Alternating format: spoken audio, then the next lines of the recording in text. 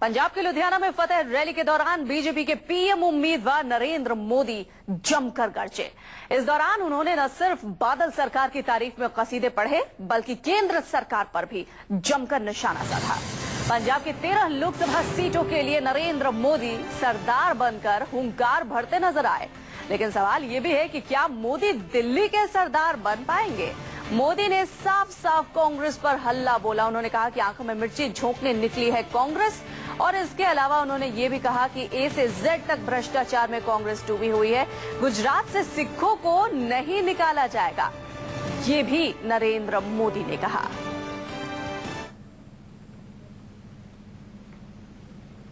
मैं वहां चौकीदार के रूप में बैठूंगा और मैं आपको विश्वास दिलाता हूं, मैं कभी हिंदुस्तान की तिजोरी पर किसी पंजे को पड़ने नहीं दूंगा। ये मैं आपको भरोसा देता हूं। देश की तिजोरी में गरीब का पैसा होता है, देश की तिजोरी का पैसा गरीब के कल्याण के लिए काम आता है। तो आपने सुना किस तरीके से नरेंद्र मोदी ने कहा कि वो अगर दिल्ली में बैठेंगे, पीएम बनकर बैठेंगे, तो वो चौकीदार की तरह बैठेंगे, और साथ ही साथ जो देश की तिजोरी है, देश का धन है, उस पर कांग्रेस का वो पंजा नहीं पड़ने देंगे। भी चाहिए ताकि हिंदुस्तान कभी भूखा न रहे, गांव कभी बर्बाद न हो, और भाइयों बहनों, कम से कम पूंजी निवेश से अधिक कमाई वाला क्षेत्र है सर्विस सेक्टर। उसमें भी विशेष करके है टूरिज्म। टूरिज्म को कैसे बढ़ावा मिले। टूरिज्म के क्षेत्र में हिंदुस्तान दुनिया में $3 ट्रिलियन का व्यापार अकेले टूरिज्म में इंतजार कर रहा है। पूरे विश्व को आकर्षित करने की ताकत हिंदुस्तान में है। हमारे पास ऐसी विरासत है, जगत जब उसे देखता है तो चौंक जाता है, लेकिन हम उस क्षेत्र में जितना ध्यान देना चाहिए नहीं दिया है।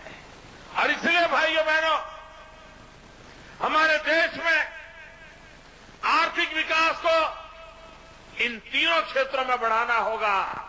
लेकिन जब मैं एग्रीकल्चर की बात करता हूं तो भाइयों बहनों, कुछ मूलभूत बातों पर बल देने की आवश्यकता हुई है।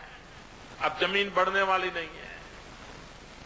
ऊपर से जैसे जैसे परिवार बढ़ेगा तो जमीन के टुकड़े छोटे हो जाएंगे। पहले अगर 2 भाई के पास 20 एकड़ भूमि है तो 4 भाई हो गए तो 5-5 एकड़ हो जाएगी। और इसलिए हम लोगों की प्रायोरिटी होनी चाहिए, प्रति एकड़ हमारी उत्पादकता कैसे बढ़े।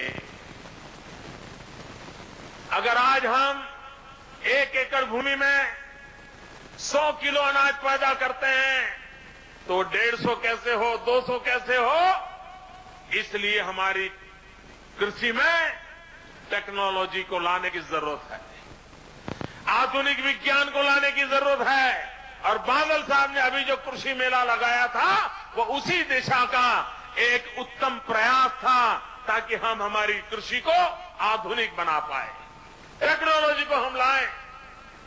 उसी प्रकार से कृषि के साथ मूल्य वृद्धि अब जरूरी हो गई है।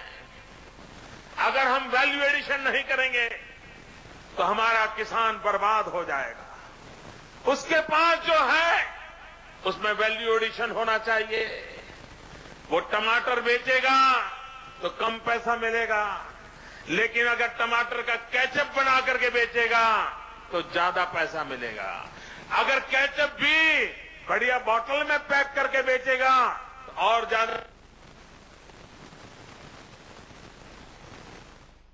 यहां पर किसानों के सशक्तिकरण की बात कर रहे थे और साथ ही साथ कृषि के आधुनिकीकरण की बात कर रहे थे। किस तरीके से किसान ज्यादा से ज्यादा पैसे कमा सकते हैं, कैसी नीतियां होनी चाहिए, इसके बारे में भी उन्होंने जोर देकर कहा, और कहा कि किसान वो नहीं है जो सिर्फ फसल उगाए और कम पैसे कमाए, बल्कि वो है जिसके हाथ में पूरा देश होता है। बल्कि किसान फसल से कृषि के आधुनिकीकरण से किस तरीके से ज्यादा पैसे कमा सकता है, इसके बारे में भी नरेंद्र मोदी ने तमाम तरह की बातें कही।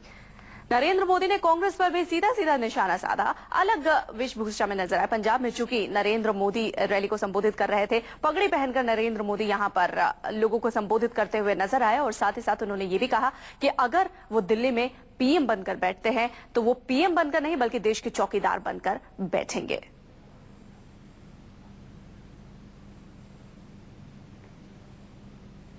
हमारे किसान को बर्बाद होने का हिस्सा चाहते हैं। भारत सरकार इसकी